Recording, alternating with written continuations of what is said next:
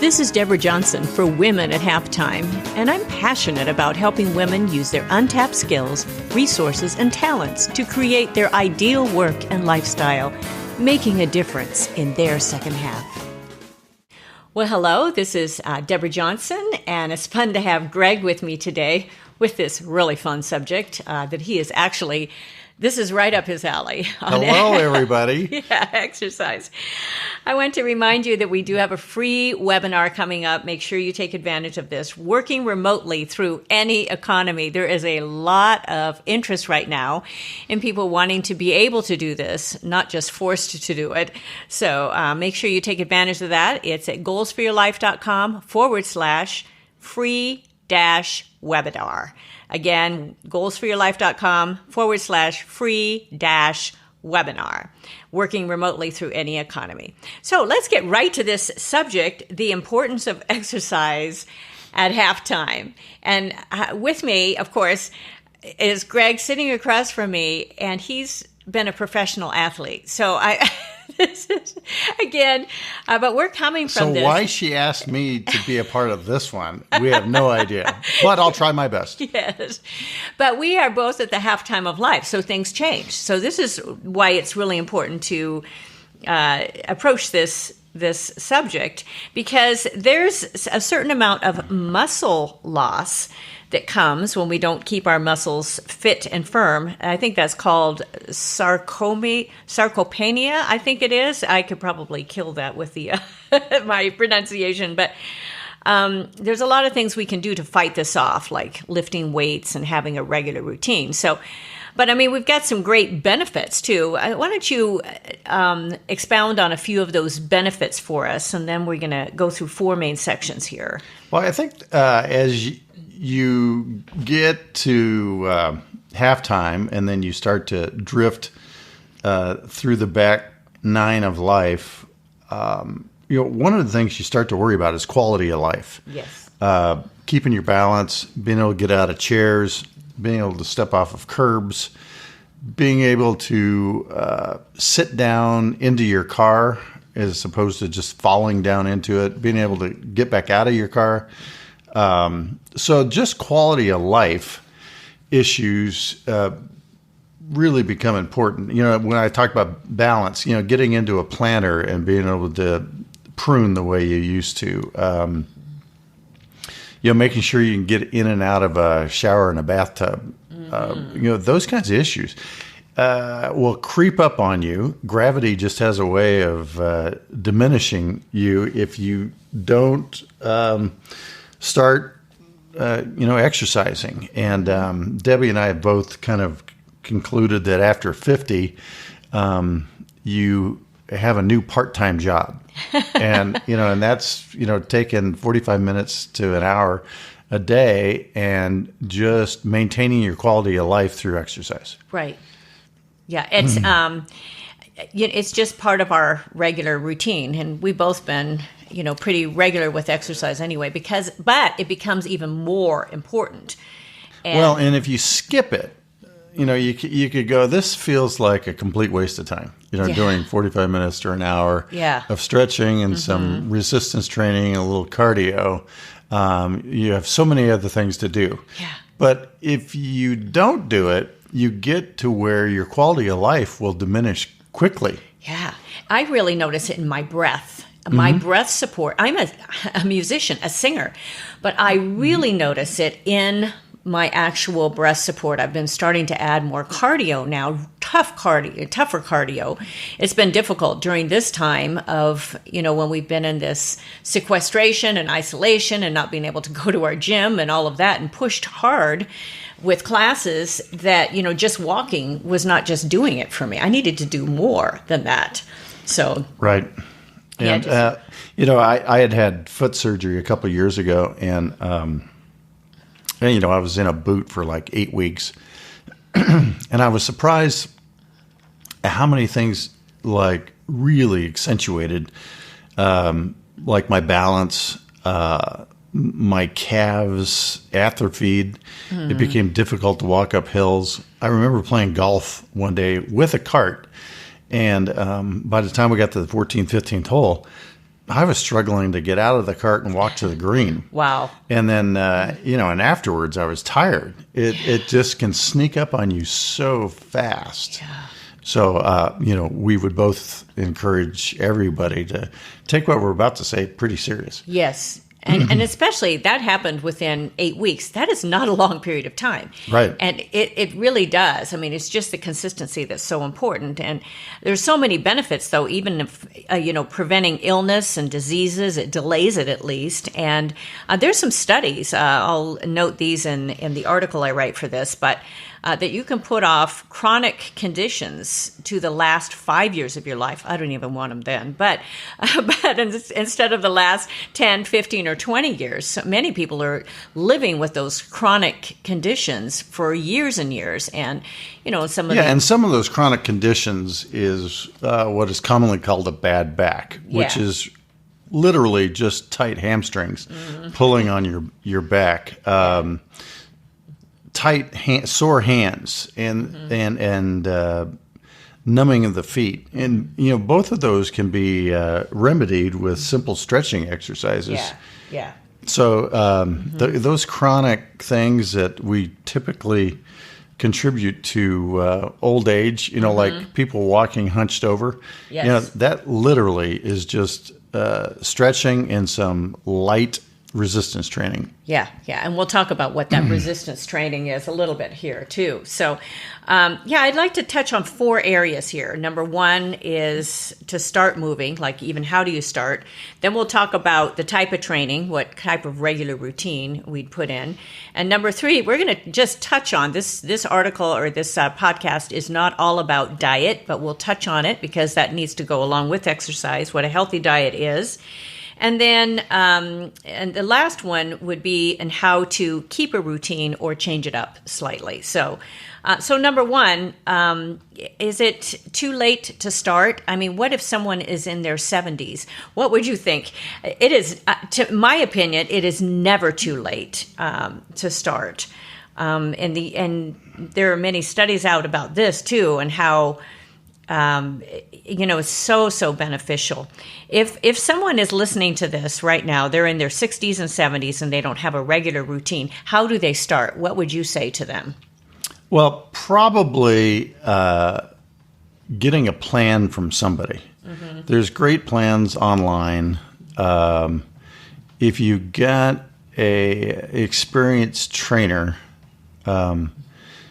that can help you, but those are really rare. Yes. I would think yoga would be a tremendous spot. And a lot of us think of yoga as just stretching. But if you go to yogapractice.com and just look at some of the exercises that they have you do, there's a lot of body weight resistance training in yoga that flat I can't do. So don't be discouraged. But the nice thing is they'll show you how to go from not being able to do it to how to do it, and that's a pretty easy resource. But I having some goals, so if you're hunched over, a goal is to be able to walk upright, and that's going to be, going to take you getting more flexible in your back and more flexible in your chest. Typically, your chest has gotten tight, so your shoulders are rolling forward, which kind of moves everything else down. So, start with a plan, and then there's an old saying that applies to business. Most people think that they can do more than they can in a month, but less than they can do in a year. And if you give yourself a year and just commit to doing it every day, and don't get all caught up and, nothing happened in the first month. The changes in the first month are going to be imperceptible. But if you commit, on August 20th to this new plan, and you get back to it, and I'd probably even write down where you were. Oh, okay. you could do 2 push-ups. You couldn't touch your toes, but you could touch your knees when you stretched. All those little things. And then, put it in the file drawer and bring it back out next August. Oh, that's great. You'll be surprised at the change in your quality of life. It's almost like a little exercise journal or something. Yeah. Except for you don't have to keep it every day, but Right. just keeping track and to encourage it. Just so our audience understands what you were talking about, because I want to get into the professional athlete question here in a moment too, because that'll be really interesting, I think, for our listeners. But explain resistance training, because I think some people are confused about what resistance training is. Well, there's really 3 kinds of exercise. First is cardio, swimming, jogging, rowing, riding a bike. So that would be all cardio kinds of things. And then stretching is either static, meaning you reach down, touch your toes, hold it for 30 seconds, or it can be dynamic. And dynamic would be that you're doing a movement down to your toes, hold it for a second, come back up, and maybe repeat that 10 seconds. So static and dynamic stretching. And then resistance training is anything that you lift either by pushing or pulling that requires some sort of resistance rather than just doing air. So, technically lifting a coffee pot and pouring 10 cups of coffee would be resistance training, because you got a couple of pounds in the coffee pot, and that's resistance training. And I think that the resistance training, all of these are very important at all stages of our life. Well, resistance training super important after the second half, because it relates to maintaining bone density. You refresh your bone density through resistance training. And so, for instance, walking up 20 flights of stairs works your ankles and your lower calf, and that's resistance training. Yeah. Walking back down the same flight of stairs and staying on the balls of your foot works those same areas in a different way, but that's all resistance training. Your body weight is the most natural resistance training. If you simply squat down and try to get your rear end to where they're even with your knees, which I can't do. which is just your upper body weight. That counts as resistance training. A push-up is a very dynamic resistance training.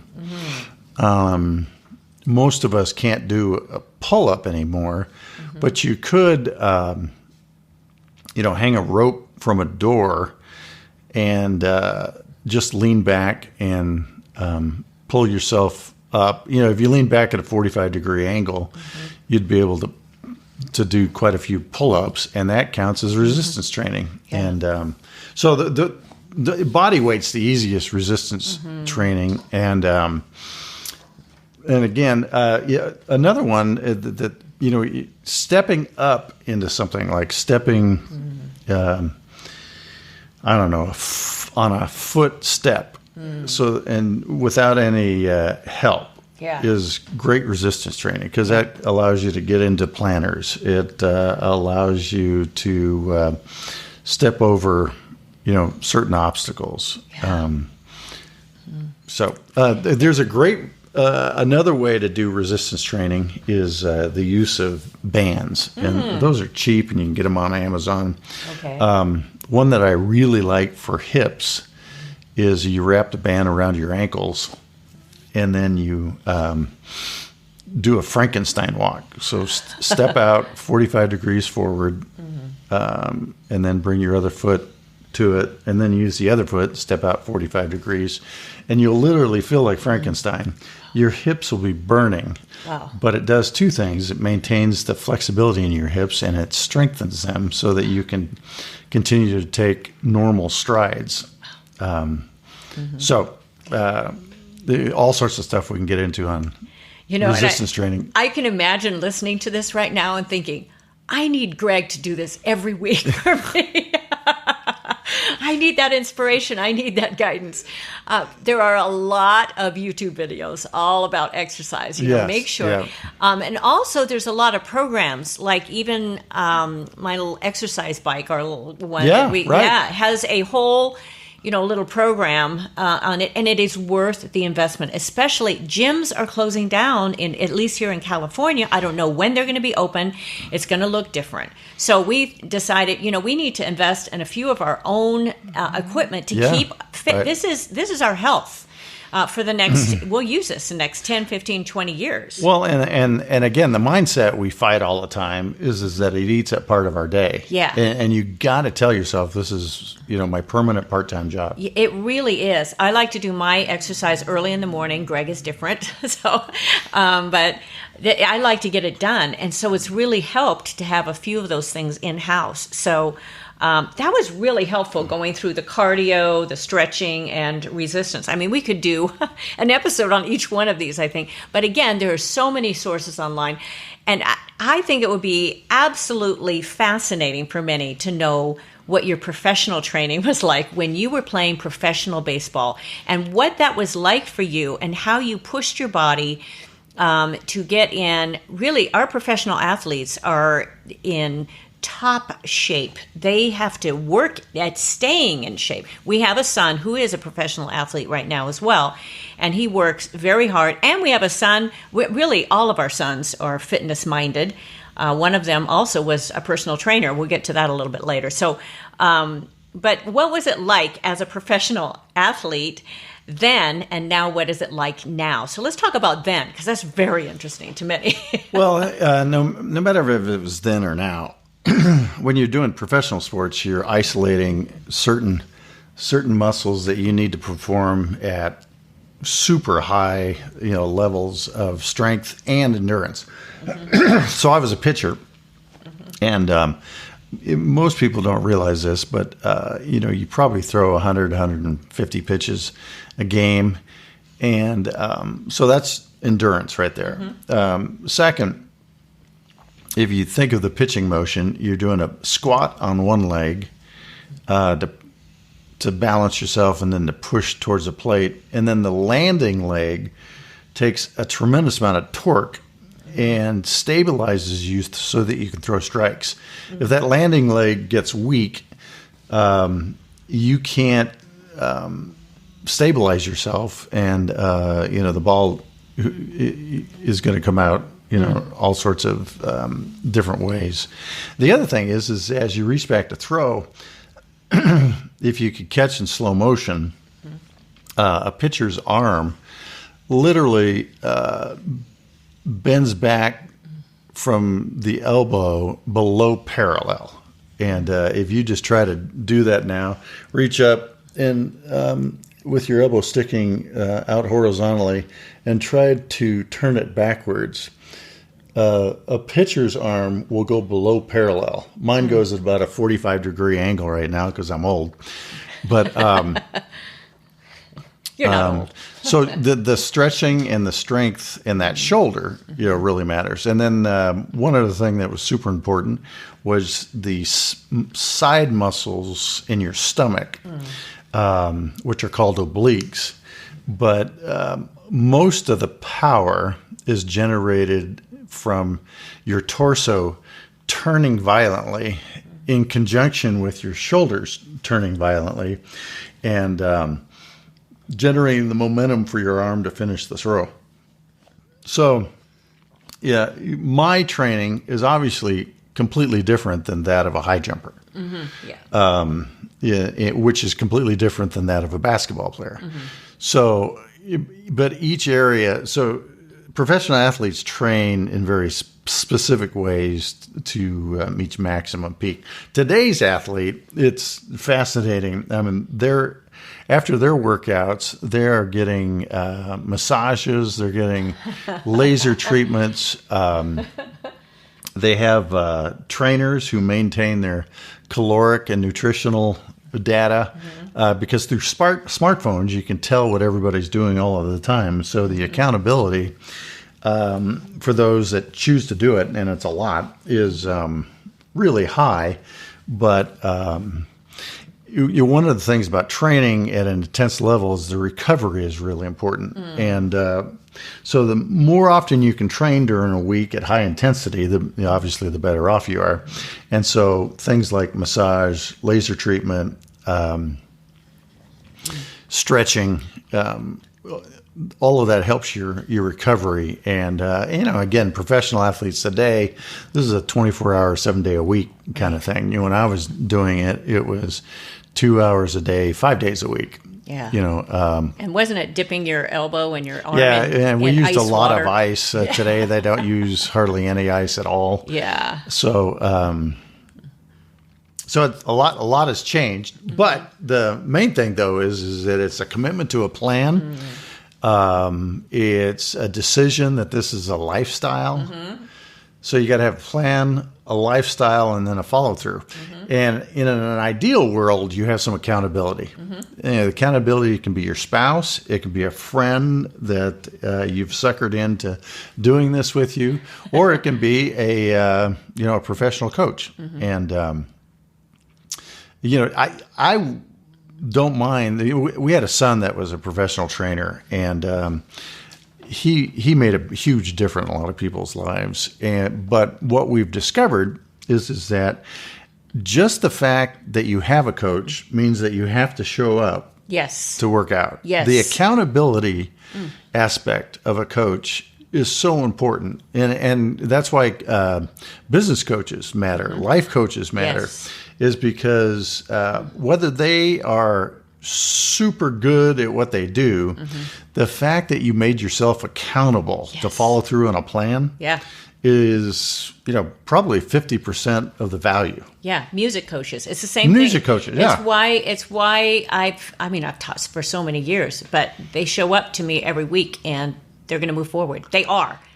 And the accountability, they're a source of encouragement. They're a source of feedback. Exactly. It's interesting that somebody as good as Tom Brady, the famous quarterback, he still has a quarterback coach. Yeah, that's great. How can Tom Brady need a coach? Well, accountability, encouragement, and immediate feedback. Right. So, now, as we switch to, it's so interesting to hear about, the professional athlete and what your training was like. And that's a lot of areas you were talking about because it was hard on your body. Oh, yeah. You're just, your body's your instrument, same as in singing. It's just the same sort of thing. This is why we get along so well. But the what you are doing now, some of those principles are still the same. It's just not the intensity, and but it's more stretching and it's more of the balance and resistance, but you still have a lot of the same principles. Is that correct? Right. Yeah. Yeah. Because exercise is basically either cardio, it's stretching, or it's resistance training. Right. And hopefully you're working all three every day. Yes. So, 20 minutes of cardio, 15 minutes of stretching gets you up to 35 minutes and another 20 minutes of resistance training, and you got a nice hour in. Yes. And your quality of life will be, I guarantee you, in 4 months, you'll notice a difference. It really does. And it happens fast. It doesn't take, a whole long, years to get back. You'll notice little things. What professional trainers will tell you is your cardio, you'll get back fast. Your resistance training will come slower, and your balance will be the last one. Ah, okay. So that's good to know. And the balances last because there are so many receptors. I think there's more receptors in your feet than any other part of the body. Only the hands are second to the feet. Right. And the reason that balance is difficult is there's so much communication that goes on between your feet all the way up your legs to your stomach. And retraining your feet to be communicating with the rest of your body is what takes balance longer to get going. But you can get your balance back. It's just a matter of stretching your toes, stretching your ankles, and practicing balancing. So you're signaling your body that your feet need to talk up your legs to your stomach. So it's just a matter of getting your body talking again. The body communicating. So, well, these are going to give people, great ideas here. I wanted to touch on this. This is not all about nutrition, but on how important a healthy diet is. And I do have some free downloads, which includes nutrition, like timing nutrition. And you can get to that by goalstoyourlife.com/goal setting worksheet with a dash between each one. Goal-setting-worksheet. I have goal setting free downloads there, including nutrition. But let's talk just momentarily, because our son, Daniel, that was the trainer, he was big on nutritional timing and how important that was, and also on just eating the right sort of foods. I mean, if you're going to exercise, you might as well combine this with a good diet. Yeah. Right. And, I love the Mediterranean sort of diet, but many people are, they have their system. They've got, we've got, of course, family members that are gluten-free and all of that. And we definitely abide by that when they are visiting. But we've got comment a little bit here on how important that, and it was a difference for you too, in understanding. What did you say about your diet at the point where you were I was a food Nazi. Food Nazi. I thought that was it. So tell us what a food Nazi, what you felt like that was for you at that point of time. Well, when I was in great shape, I was probably 30 pounds lighter than I am today. I'm a victim of the pandemic, just like the rest of you. Probably three things. Diet is total caloric intake. But it's also the timing of your eating.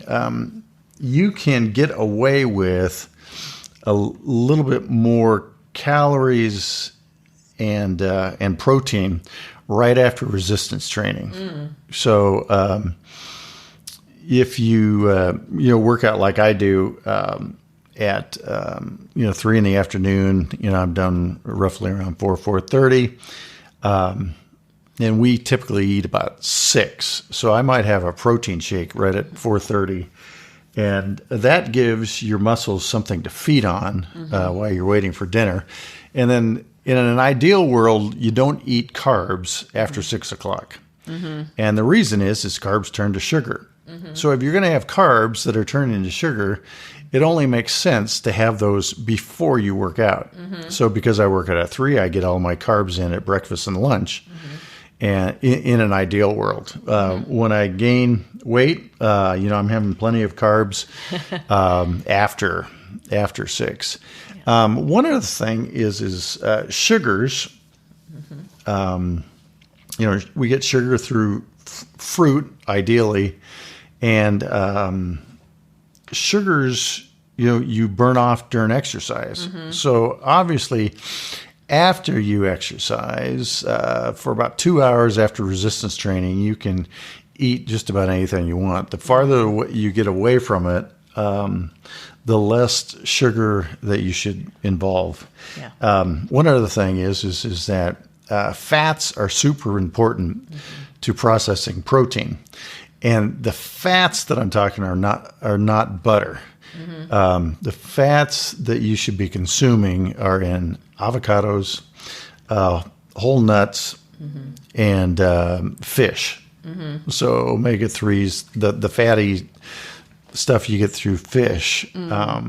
So the fat in avocados, nuts, and fish combine in your body to help you digest proteins.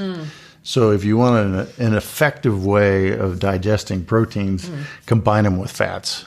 So yeah, it looks like we will do a whole separate a podcast on nutrition, I think, because that's very, very interesting. But as long as you're going to work out, yes, you might as well eat right. Exactly. I mean, that's the point of this, to make sure that you end up adding this element in. And too many people, what they do is they go, well, I exercise so I can load up on pizza and beer. Oh, of course. And, Or what about low fat? I remember my sisters and I, we were growing up and we're doing all these, and when low fat was coming around, we would eat like this huge amount of stuff that said low fat. Oh, it must be low calorie. Yeah. No, we never looked at the calories. Low fat yogurt, and you eat a whole carton. Yes, exactly. So anyway, that's pretty funny. So, lastly here, because we've talked about, how to start getting moving, and then the type of training or type of routine to put together, talked a little bit about diet.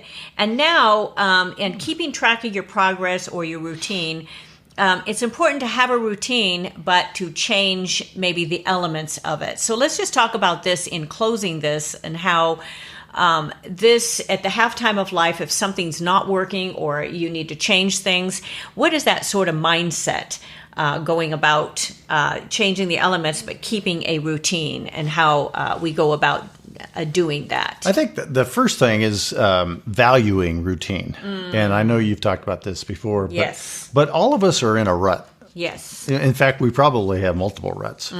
And the only thing we got to figure out is some ruts are not only non-productive, but they're counterproductive to our quality of life. So with regards to exercise, what you're deciding to do is create a new rut that's going to be productive as opposed to counterproductive. So just remember, in fact, a game you can play with yourself is go, okay, out of my day, how many ruts do I have? One of them is you probably brush your teeth at the same time every day. One of them is you probably eat breakfast near the same time every day. Another one is you find yourself snacking on something not good for you at a certain time during the day.